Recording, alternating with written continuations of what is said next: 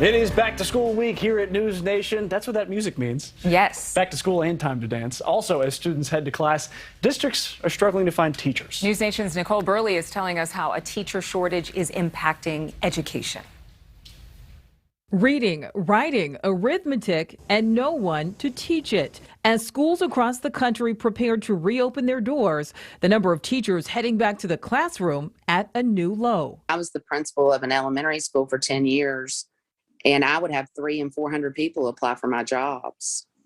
And at that same exact elementary school, the principal that's there now might have 20 if she's lucky. According to the Bureau of Labor Statistics, between 2020 and 2022, approximately 600,000 teachers and staff left the field. That's down nearly 3%. The pandemic making a bad problem even worse. Try this one. Exposing a teacher crisis decades in the making. Last August, 37% of our members were looking to leave the classroom this year. When we asked that same tracking poll question in February of 2022, it was suddenly up to 55% of all of our educators looking to leave the profession. The massive decline in educators leaving classrooms empty, threatening the basics like English and math, and hitting special education hard. The numbers are startling. As colleges graduate fewer teachers, citing high stress and low pay, both factors in the number of students entering the field that just 10 years ago was far more crowded. According to the U.S. Department of Education, between the academic years of 2008 and 9 and 2018 and 19, the number of people completing a degree in education dropped by nearly a third. Let's talk a little bit more about this shortage with Dr. Dan Robinson, Associate Dean of Research at the University of Texas at Arlington. First of all, good morning. Second of all, teachers are finding better pay in far less stressful fields. So at this rate, does salary make a big difference over mental health? Yeah, well, thank you. Good morning.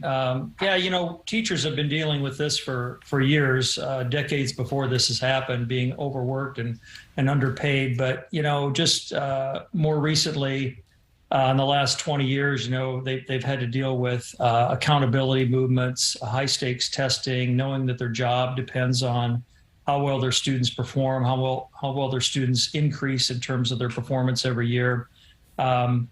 And then, more recently with the school shootings, teachers report more parent hostility, student misbehavior. They're being scrutinized in terms of what they can teach, how they can teach it, especially with the critical race theory controversy recently. And then the pandemic itself has added a number of complications and exacerbated a bad situation already with, resistance to wearing masks, resistance to vaccines, and then the forced shift to online learning. So I think, this is a 2-year buildup, and it's not just teachers, wanting to look for other jobs. As you mentioned, it's really tough right now attracting college students to want to teach. So many schools in our nation are staffing up without the teachers, the instructors that they need. In Cleveland, Ohio, let's talk about that. More than 300 teachers, they are short for the start of the school year. Chicago Public Schools, they still need another 1,500 teachers. That sounds like a desperate situation. So in order to fill that amount of positions, what in the world are they going to do? Hire people who are less than qualified? Well, that has been the trend, a trend to sort of deprofessionalize the role of a teacher in terms of reducing the standards, reducing what they need to do to be certified, to be licensed. I know in Arizona right now you can teach without a college degree. Florida is allowing veterans to teach if they don't have a college degree. There has been a movement more recently to lower the cutoff scores on certification exams.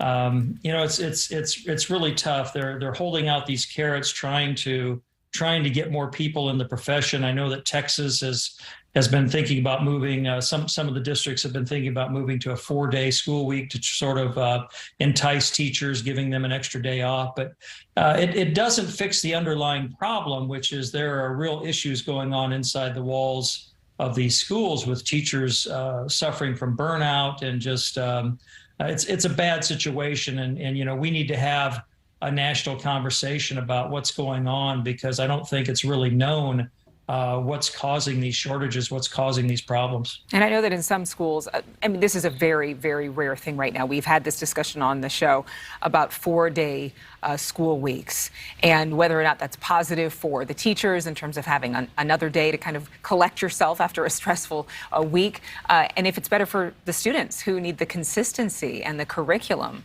But what is your thought about 4-day school weeks? Well, the jury's still out in terms of, whether it's harmful, whether it's helpful to switch from a 5-day to a 4-day week. In Texas, for example, in most states, they're required to meet a certain number of minutes per week. So they certainly can't cut back and have a day off where they're not doing as much. So either the school day needs to be extended or the school year needs to be extended where you have additional days, which frankly could make up for the summer loss experienced every summer when students have 2 to 3 months off. Although I don't think many families, many parents are going to be in favor of sending their kids to school year round. It's just another thing that we're trying to do to deal with a bad situation and say, would the teaching profession be more attractive and experience less burnout if we move to a 4-day school week? And I'm not convinced, because we know from research that cramming more information into fewer days is not the best way to learn. On the contrary, it's better to spread that out over time.